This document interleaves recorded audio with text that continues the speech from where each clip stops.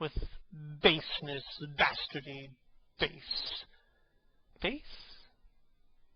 Who in the lusty stealth of nature take more composition and fierce quality than doth with a dull, stale, tired bed go to the creating of a whole tribe of fops got tweeneth sleep and wake?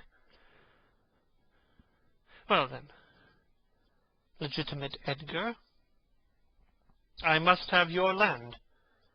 Our father's love is to the bastard Edmund as to the legitimate. Fine word. Legitimate. Well, my legitimate, if this letter speed and my invention thrive, Edmund the base shall top the legitimate. I grow, I prosper. Now, gods, stand up for bastards. Enter Gloucester. Kent banished thus, and France in choler parted, and the king gone tonight, subscribed his power, confined to exhibition, all this done upon the gad. Edmund, how now? What news? So please your lordship, none. Why so earnestly seek you to put up that letter? I know no news, my lord. What paper were you reading? Nothing, my lord. No? What needed, then, that terrible dispatch of it into your pocket? The quality of nothing hath not such need to hide itself. Let's see. Come, if it be nothing, I shall not need spectacles. I beseech you, sir, pardon me. It is a letter from my brother that I have not all o'erread, and for so much as I have perused, I find it not fit for your o'erlooking. Give me the letter, sir. I shall offend either to detain or give it. The contents, as in part I understand them, are to blame. Let's see, let's see. I hope, for my brother's justification, he wrote this but as an essay or taste of my virtue. This policy and reverence of age makes the world bitter to the best of our times, keeps our fortunes from us till our oldness cannot relish them. I begin to find an idle and fond bondage in the oppression of aged tyranny, who sways not as it hath power, but as it is suffered. Come to me, that of this I may speak more. If our father would sleep till I waked him, you should enjoy half his revenue forever, and live the beloved of your brother Edgar. Conspiracy. Sleep till I waked him? You should enjoy half his revenue? My son, Edgar. Had he a hand to write this? A heart and brain to breathe it in? When came this to you? Who brought it? It was not brought me, my lord. There's the cunning of it. I found it thrown in at the casement of my closet.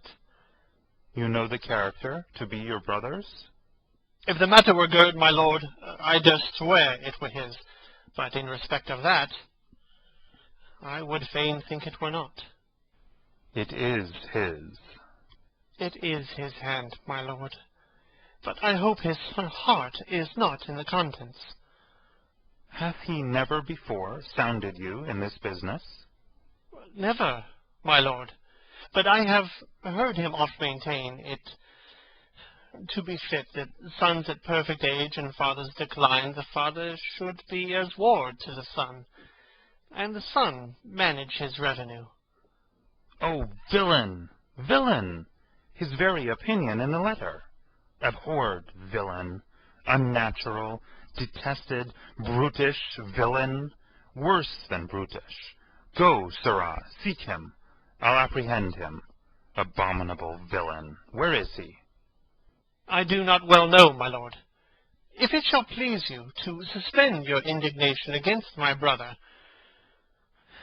till you can derive from him better testimony of his intent, you should run a certain course, where, If you violently proceed against him, mistaking his purpose, it would make a great gap in your own honor, and shake in pieces the heart of his obedience.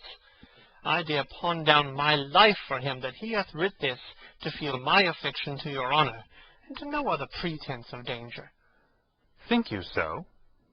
If your honor judge it meet, I would place you where you shall hear us confer of this, and by an auricular assurance have your satisfaction, and that without any further delay than this very evening. He cannot be such a monster. Nor it is not, sure. To his father, that so tenderly and entirely loves him, heaven and earth, Edmund, seek him out. Wind me into him, I pray you. Frame the business after your own wisdom. I would unstate myself to be in a due resolution. I will seek him, sir, presently. Convey the business as I shall find means, and acquaint you with all. These late eclipses in the sun and moon portend no good to us. Though the wisdom of nature can reason it thus and thus, yet nature finds itself scourged by the sequent effects. Love cools, friendship falls off, brothers divide. In cities, mutinies. In countries, discord. In palaces, treason. And the bond cracked twixt son and father. This villain of mine comes under the prediction. There's son against father. The king falls from bias of nature. There's father against child. We have seen the best of our time, machinations, hollowness, treachery, and all ruinous disorders follow us disquietly to our graves. Find out this villain, Edmund. It shall lose thee nothing. Do it carefully. And the noble and true-hearted Kent banished. His offence, honesty. 'Tis strange. Exit. This is the excellent foppery of the world, that when we are sick in fortune, often to the surfeit of our own behaviour, we make guilty our own disasters, the sun, the moon, and the stars, as if we were villains on necessity, fools by heavenly compulsion, knaves, thieves, and traitors by spherical predominance, drunkards, liars, and adulterers by an enforced obedience of planetary influence, and all that we are evil in by a divine thrusting on, an admirable evasion of whoremaster men, to lay his goatish disposition to the charge of a star.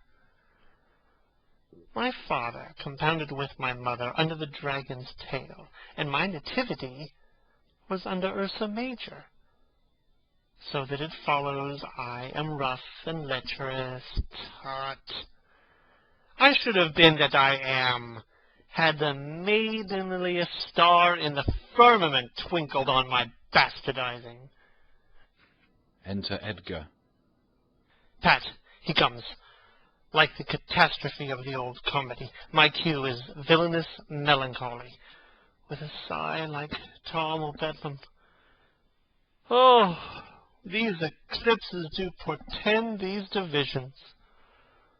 Fa sol la mi. How now, Brother Edmund? What serious contemplation are you in? I am thinking, brother, of a prediction I read this other day, what should follow these eclipses. Do you busy yourself with that?